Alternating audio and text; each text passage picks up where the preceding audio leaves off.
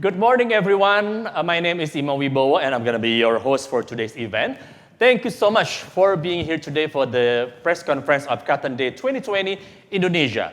The very first virtual event from CCI consists of virtual exhibition, networking session, B2B seminars with international speakers, and also virtual fashion show. And this press conference session is going to be held in English. So for some of you who may prefer to listen in Bahasa Indonesia or Indonesian language, please use the interpretation button, which is available on the latest version of Zoom application.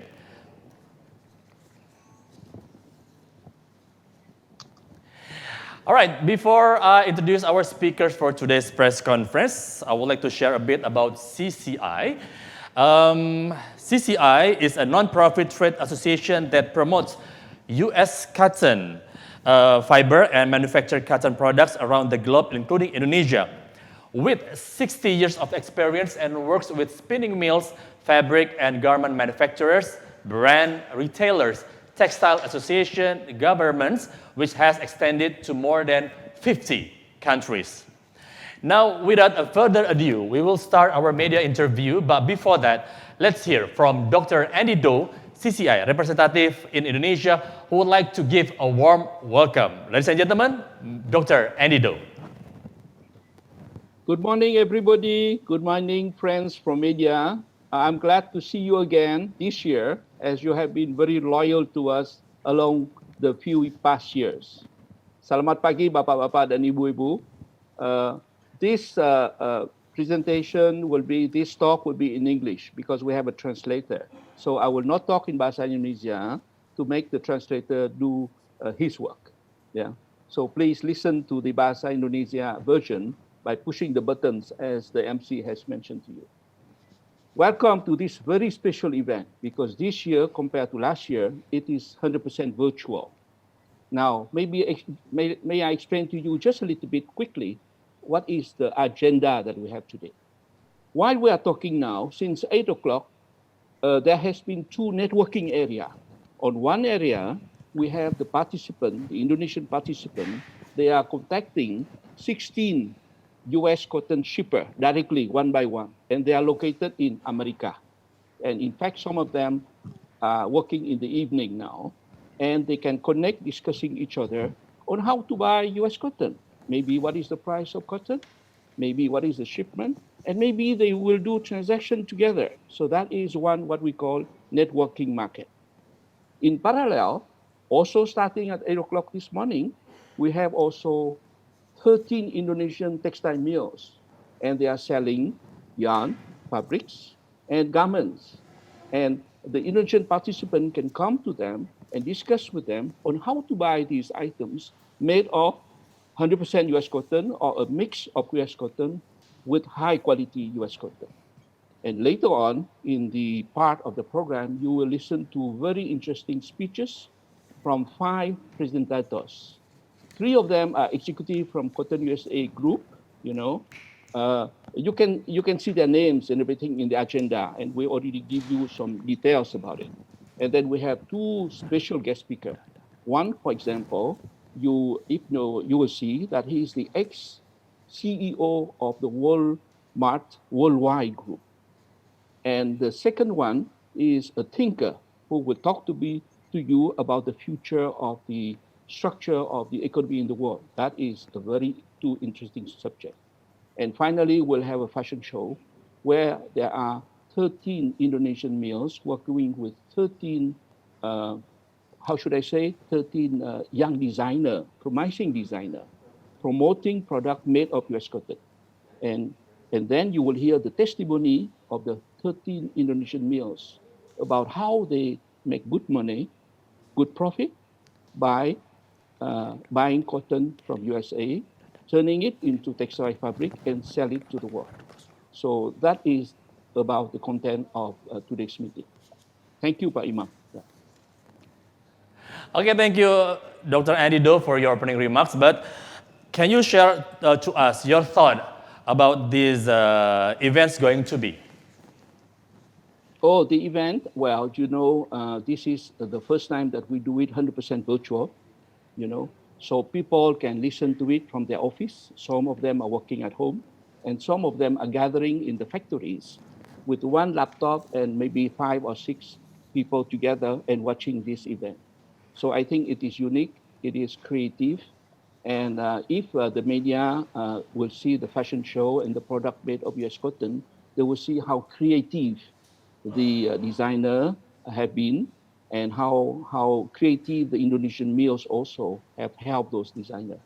May I repeat, we are talking about casual wear, we are talking about batik wear, and we are talking about Muslim wear. In those 3 areas, the Cotton USA is playing a very important role. Yeah. Okay, thank you so much, Dr. Andido. We will discuss further about this interesting event with you later on. Now, we also have another 2 speakers here with us. The first, we have Dr. Gary Adams, the president of the National Cotton Council, or NCC. And the last but not least, we're going to have Mr. Bruce Atherley, the executive director of Cotton Council International. And can I say hello to both of you? Thank you so much for joining us for this special event, and thank you for staying up quite late to be with us today. And I also want to inform to you, to our media friends, to those of you who want to ask a question along this event, please do not hesitate to raise your hand using the raise hand button, or you can also type the question along the way this event, once again, on the chat box. And you may ask in Bahasa Indonesia, in Indonesian language, and we will help you to translate it into English. All right, let's start the first session with Dr. Gary Adams. Dr. Gary Adams, could you please explain to us a little bit about what you are going to share today in Cotton Day 2020 Indonesia? Ladies and gentlemen, Mr. Gary Adams. Well, thank you very much, and it's a pleasure to be with you for the Cotton Days Indonesia event. I'm very excited to participate in this event and talk to you about a new sustainability initiative of the U.S. cotton industry, and that is the U.S. Cotton Trust Protocol. That is a new farm-level initiative that is just getting underway. We piloted it with producers in 2019. Now we're rolling it out in a much bigger way as we go through 2020, and it's going to be a new program that enrolls producers that will chart their progress on their sustainability journey and drive the industry forward in achieving continuous improvement and continuing to reduce our environmental footprint. And also then we want to be able to take data and information from that program and provide that to our textile customers all throughout the supply chain and the brands and retailers. So we want to hopefully have a program that meets the needs of the textile supply chain and those brands and retailers. And again, I'll go through the program in much more detail during the event, but I'm happy to answer any questions now. Okay, thank you, Dr. Gary Adams, for your quick and brief remarks. It's very interesting, but somehow we already have some question for you regarding your topic. Let's begin with the first question. From our media friends, once again, do not hesitate to give your question throughout the chat box, or just raise your hand on your Zoom application. First question for our media friends. Indonesia has been consistently among the top 5 importer of U.S. cotton in the world for the last 15 years. How is the importance of the Indonesian market for the U.S. farmers and U.S. cotton shippers? And do you foresee the Indonesian demand for the U.S. cotton will continue to grow in the future? Dr. Gary Adams, your answer. All right. Well, thank you for that question, and you're correct. Mills in Indonesia have been very important customers of U.S. cotton, and we certainly value that relationship that we have between the U.S. industry and our friends in Indonesia. And certainly the U.S. industry, our U.S. cotton producers, our merchandisers understand the importance of international markets. They understand the importance of specifically the market in Indonesia. And I think as we look at the future, we do anticipate to see further growth in terms of Indonesia's use of cotton. And then we want to be in a position as the U.S. cotton industry to meet the needs that you have for your cotton, whether that's the quality that you need. We want to be able to provide a sustainable fiber to you, provide it in a timely manner, so that it meets the needs of the customer. So we do look at the opportunity for a very optimistic collaboration in future between the U.S. cotton industry and then the Indonesian textile industry. Thank you, Dr. Gary Adam, for your answer. And we have another question. This is very nowadays, right now. As we already know, everyone, there's a trade war between the USA and China. But in 2020, until this month, September 2020, China is the #1 importer of US cotton. In your point of view, what is the reason for China to buy so much US cotton? And also, what is your, in your opinion, what is China's strategy for doing so? Dr. Gary Adams. Yeah. Another good question, and very timely when we look at what is happening in the global cotton market. And I think if we just look specifically at the trade relationship between the United States and China, we need to go back a couple of years and look at where some of the trade tensions started. And you're right, since the middle part of 2018, there has been a lot of trade tension between the U.S. and China. Started with the United States imposing tariffs on products coming from China to the United States. And then in return, China imposed tariffs on products coming from the U.S. To China. One of those products was the imported cotton from the United States that was now assessed a 25% tariff. So over the course of 2018 and 2019, we saw the U.S. exports to China decline.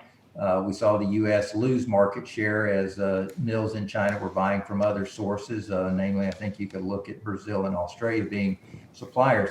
Now, in the latter part of 2019, and it was finalized in the early part of this year, was what we refer to as a Phase 1 trade agreement between the United States and China, and they were, I think, looking for an opportunity to try to put the trade relationships between the two countries back on track. An agreement was reached that set some targets for the amount of products that would be purchased by China from the United States in 2020 as well as in 2021. And this is more than just cotton, and in fact, more than just agriculture commodities. The agreement included a range of commodities and sectors. But if we look specifically at agriculture, the goal was that China would import on average about $40 billion worth of agricultural products in both 2020 and 2021, and cotton being one of those products. We don't know what the specific target was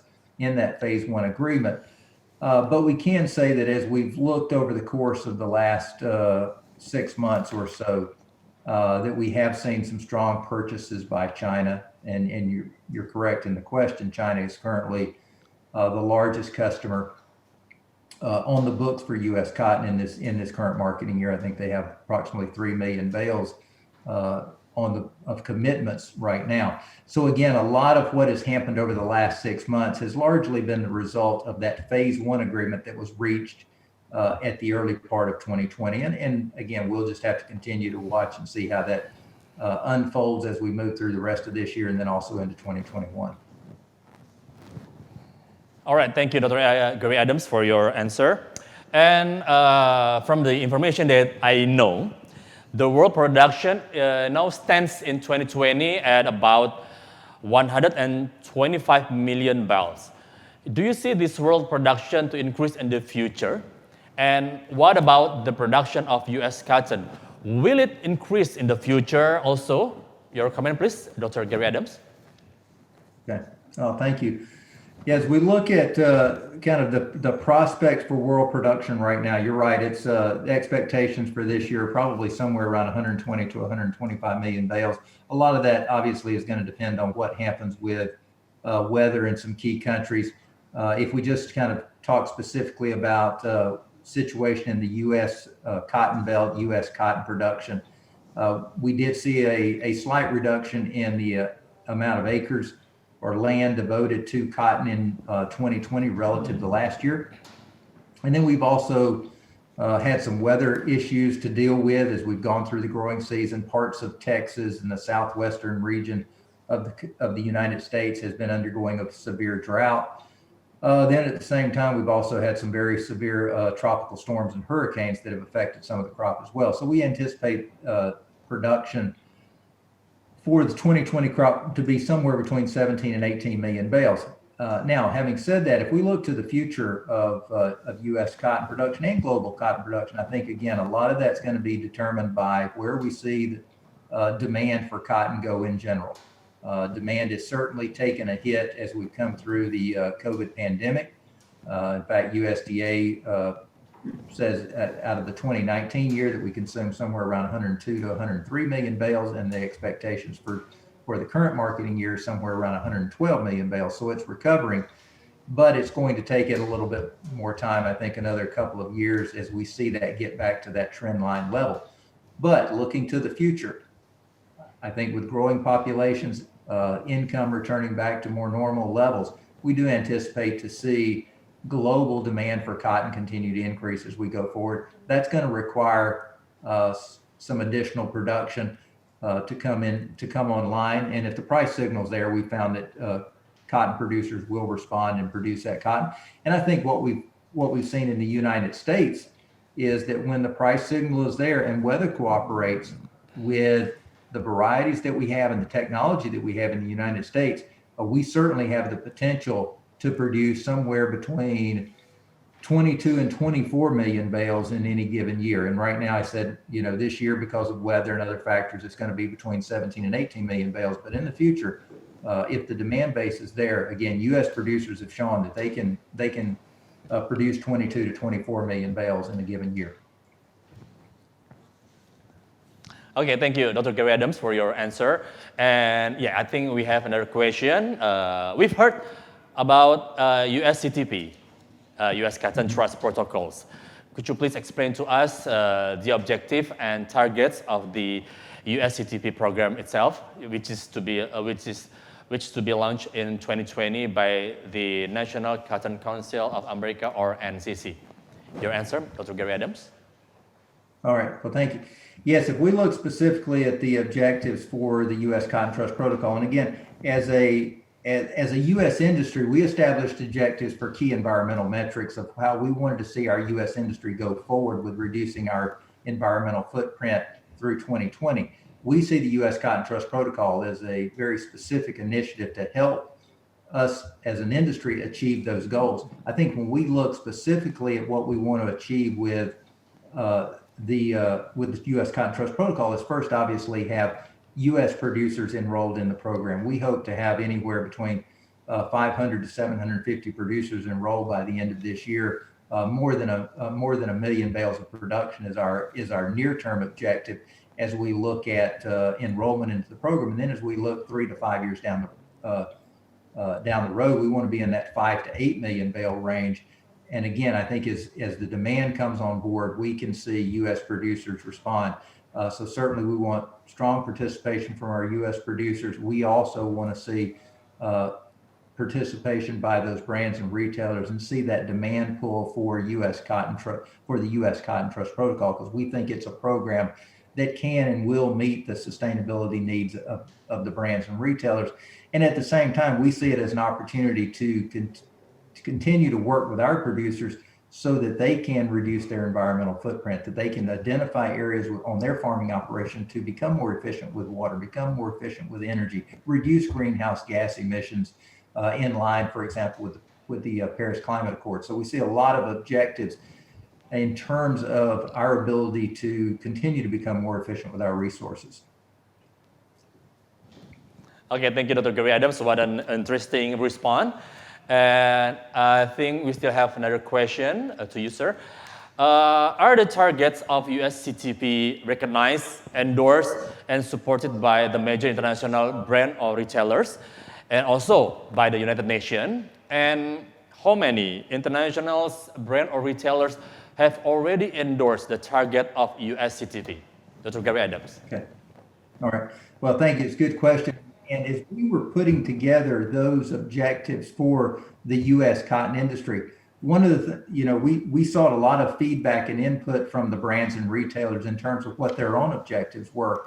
And again, if you look at an individual brand or retailer, those companies are going to have specific issues or specific metrics that they are aligned to or that they are trying to meet. So I think as we look at the metrics that we've defined, for example, in terms of the water efficiency, energy efficiency, soil conservation, greenhouse gases, those will align and support the Sustainable Development Goals by the United Nations. So we really did try to look at those Sustainable Development Goals.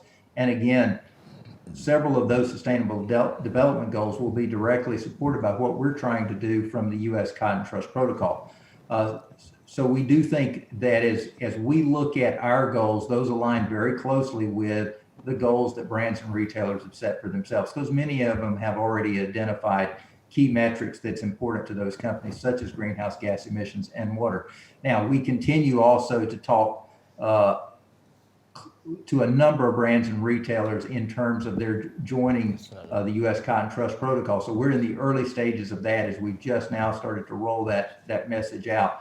I think we've been very excited about the positive feedback that we've had so far in terms of our discussions with brands and retailers.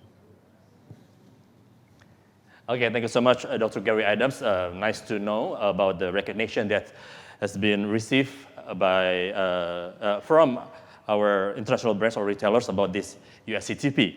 And I want to remind our media friends, do not hesitate to ask anything about this presentation or our conversation with Dr. Gary Adams along the way this media press conference. You can also ask directly by just raise your hand using the raise hand button, or you can text your question through our chat box on your Zoom application. Thank you so much. And next question to Dr. Gary Adams. In the next 5 to 10 years, how many members do you expect will join this USCTP program? And what will be the level of membership to make the USCTP a successful program? Dr. Gary Adams.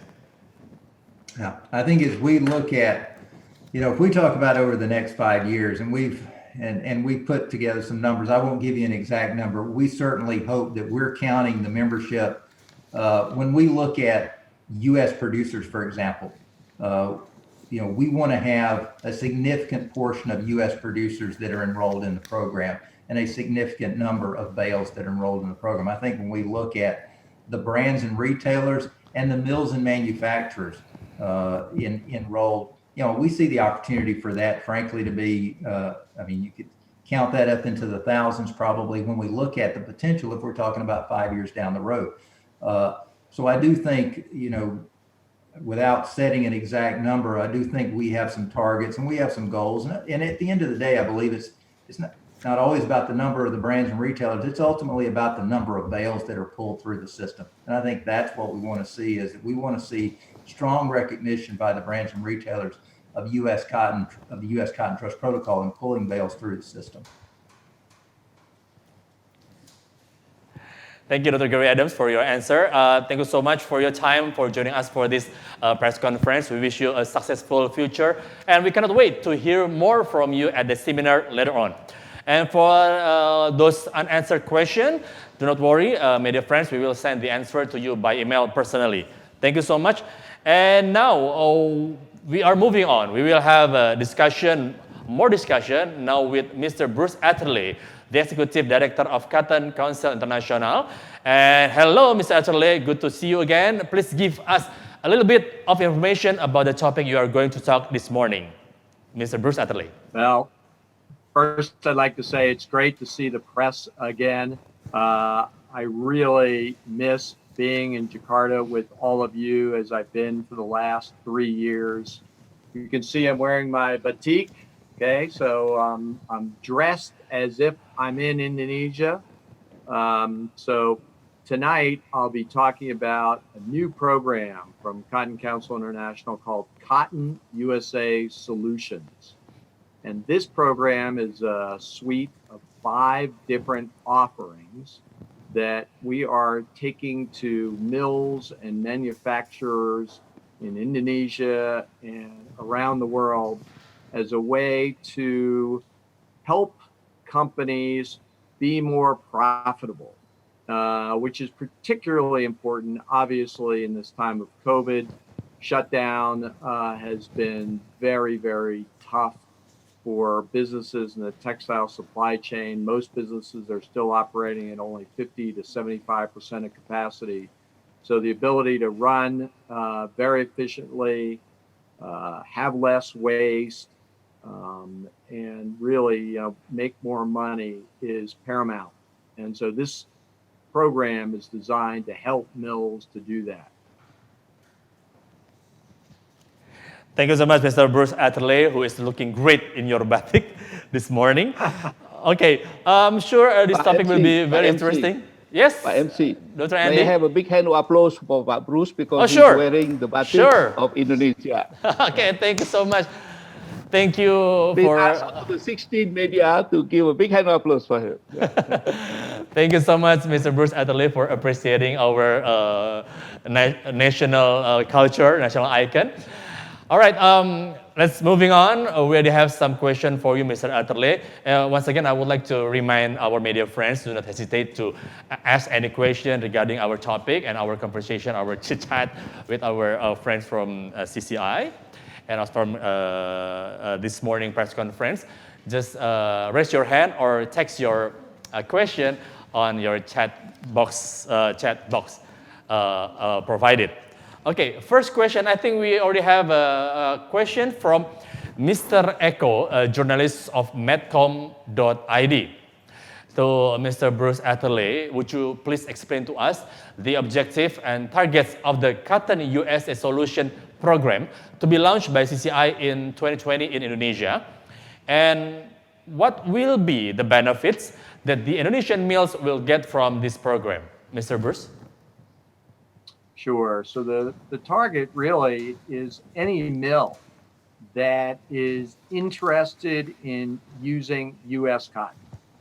So if a mill right now does not use U.S. cotton, but would like to try and use U.S. cotton in their operations, our objective with this program is to help them be able to do that in the most efficient way possible, and to show them the advantages that U.S. cotton brings versus other countries' cottons. We have actually used some of these programs, the one-on-one mill consultations, the technical seminars. We've done those for the last couple of years in Indonesia and had a lot of success and received excellent feedback. Dr. Andy has set those up in Bandung and where else, Andy, were we? In Solo, Central Java. Yes. How could I forget Solo? Bandung and Solo. And we've done, again, one-on-one mill consultations. And we've received feedback that these consultations and technical seminars have really helped the mills. Okay, thank you so much, Mr. Bruce Atterley, for your response and your answer. And now for the next question, we have, let's see, from Rakyat Merdeka, with almost like 1,500 slides of technical knowledge. Wow. How long will be the program of technical training and coaching? And will CCI offer diplomas and certificates at the end of the program? And will the program be virtual and online or at the location of the Indonesian mills? And wow, this is going to be a long question. And at what level of management will the program be offered? At the top, the medium, or lower tier of the management of the Indonesian mills? Mr. Bruce Atterley, your response, please. No, in order to answer that question, we just completed a survey of mills in many of our export countries. And so literally, I just got the results of that today. So the course offering will probably be over 1 week. By the way, this is one of the binders with some of the material. That's probably about 500 pages of information that we have so far. It will be offered over a 1 week period. We would love to be able to do it in person, and we'll do that when it's safe for people to travel because it'll be in a central location. If we cannot do it that way in person, we will offer it online. There will, in fact, be a certificate of completion and a test that people have to pass in order to graduate, if you will, from the seminar. And it will be a more advanced course. The objective is to reach the mill managers, operators, the people who are actually in the line, including the general managers, and try to bring them some new information that they might not know. CCI has the advantage of being able to go around the world and see hundreds and hundreds of different mills in all countries, spinning everything from low counts to high counts. And so we have a unique perspective that I think we can bring to people who work in mills every day who might not have seen, more than their own mill.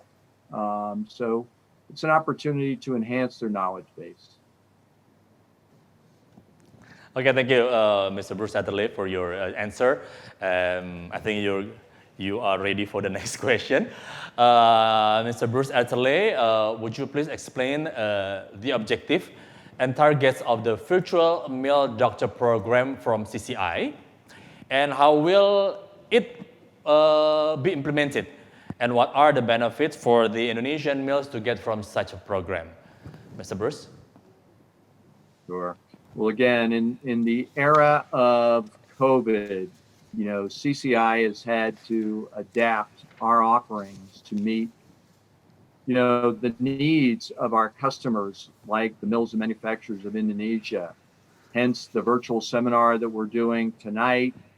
And also with the virtual mill doctor, we're using a technology from Microsoft called Remote Assist, and a device called a HoloLens that you wear on your head so that somebody at a mill or somebody from a CCI organization in your country can safely come to your place of business. They can then be live streaming what is seen through the Remote Assist HoloLens technology to some of our technical experts who could be located thousands of miles away. And then we can take that and develop the kind of same recommendations for best practices in processing U.S. cotton that we would do on a in-person visit, except at a much lower cost. And the advantage, instead of only one pair of maybe two pair of eyes seeing it, we can bring our entire technical team to bear on any particular issues that come through with the virtual mill doctor. So this technology is proven. We have never used it. We are testing it actually next week in 3 mills in Thailand. Our new head of technical services, Jorg Bauersachs, who, by the way, I think is also manning the Cotton USA Solutions booth tonight in this Cotton Day seminar, will be testing that at 3 of our signature mills in Thailand. Thank you, Mr. Bruce Adderley, for your response and your answer. I also want to inform and remind again to our media friends, for those of you who want to ask any question along this press conference, please do not hesitate to raise your hand using the raise hand button, okay? Or you just can text or type the question on the chat box, and you may ask in Bahasa Indonesia, and we will help you to translate it into English. Okay, one last question to Mr. Bruce Adderley. How important the Indonesian market is to the eyes of CCI, and will CCI intend to develop more of the Indonesian market in the future? And would you please share with us your plan to develop the Indonesian market in the years to come? Mr. Bruce? So as Dr. Adams mentioned, Indonesia is very important to U.S. cotton. You have consistently been probably between our number 4, 5, or 6 customer over the last few years. The U.S. share of imported cotton is about 40%. We would like to increase that share. Some of the Cotton USA solutions offerings are designed to do that. And as Dr. Adams said, we envision a bright future for Indonesia going forward as many brands and retailers are looking to diversify their supply chain.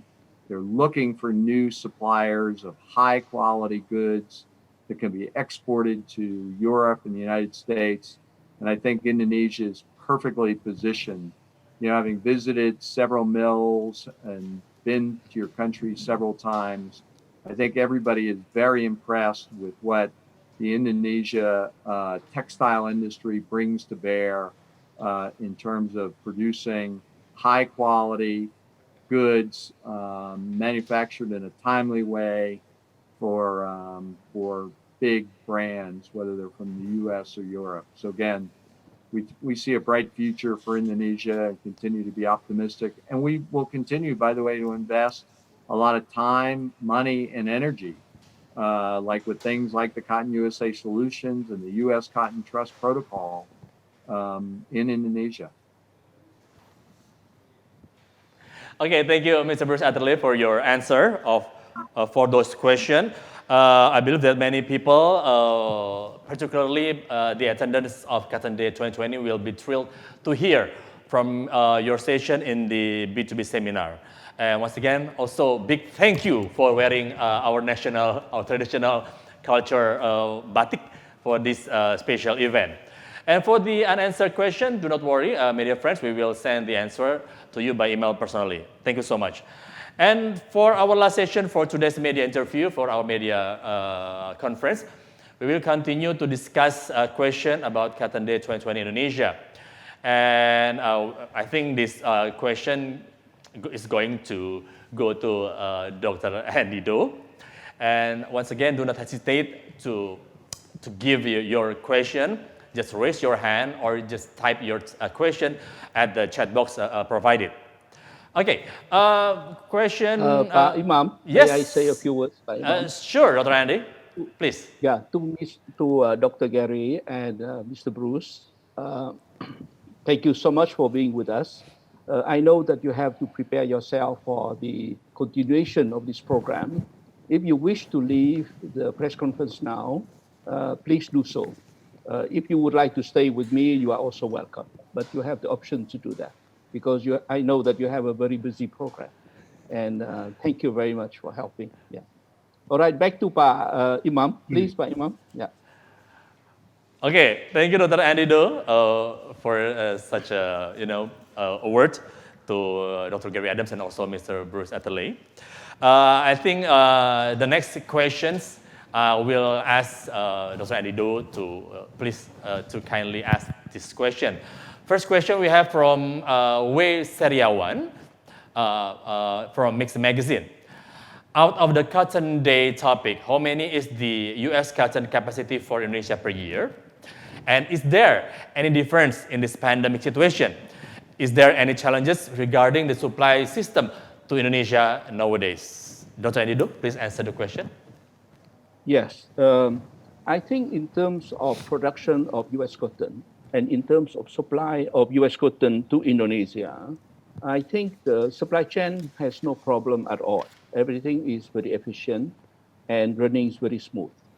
But you may understand that last year and the previous year, the consumption of U.S. cotton from Indonesia has been quite high.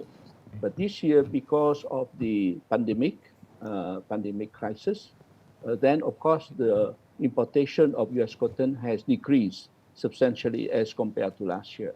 But I believe that as the crisis will be over, the return of importing U.S. cotton will hopefully and quickly go back to the normal level.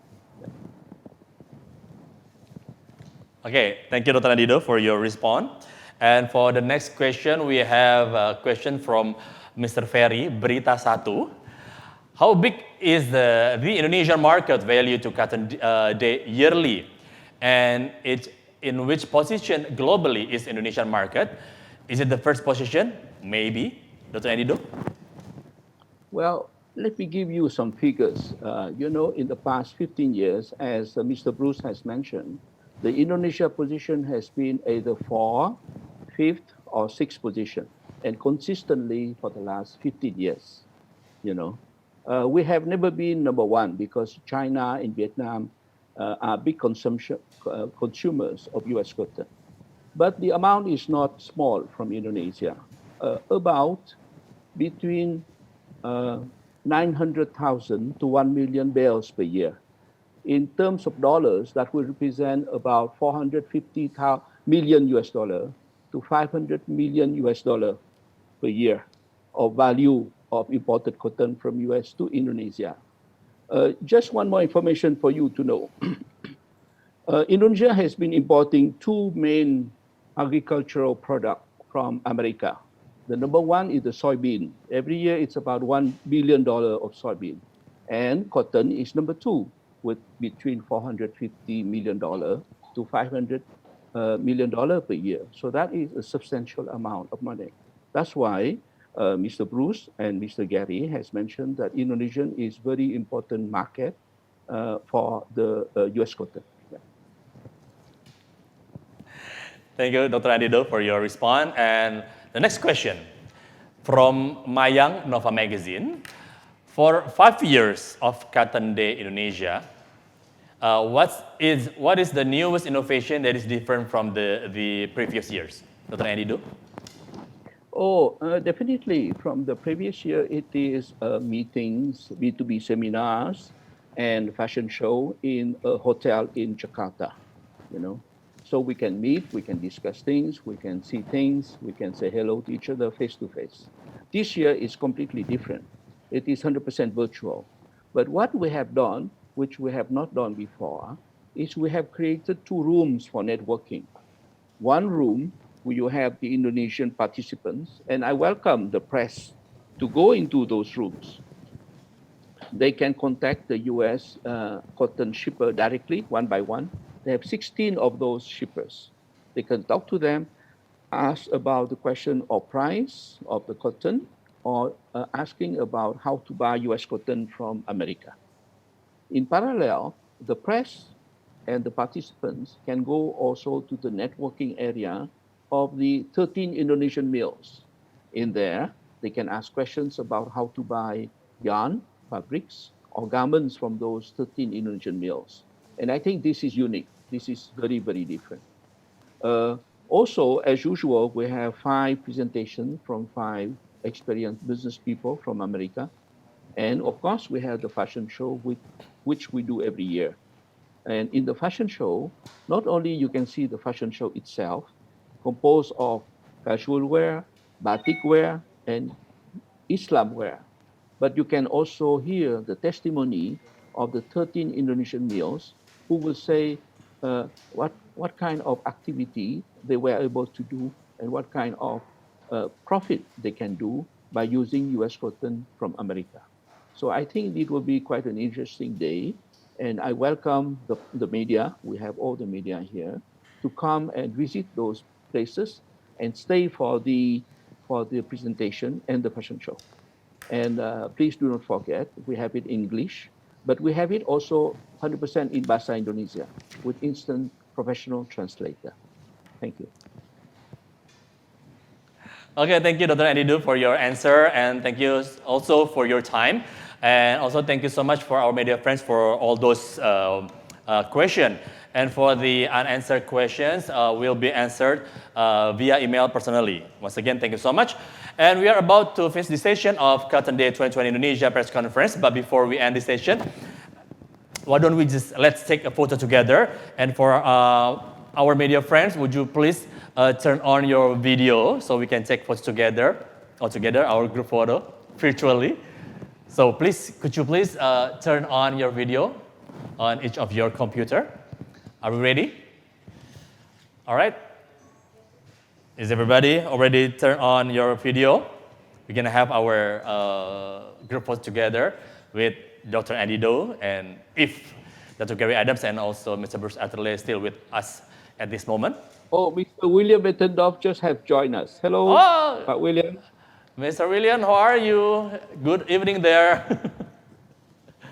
Okay, are we ready for our group photo? Okay, let's wait for our media friends to turn on their videos.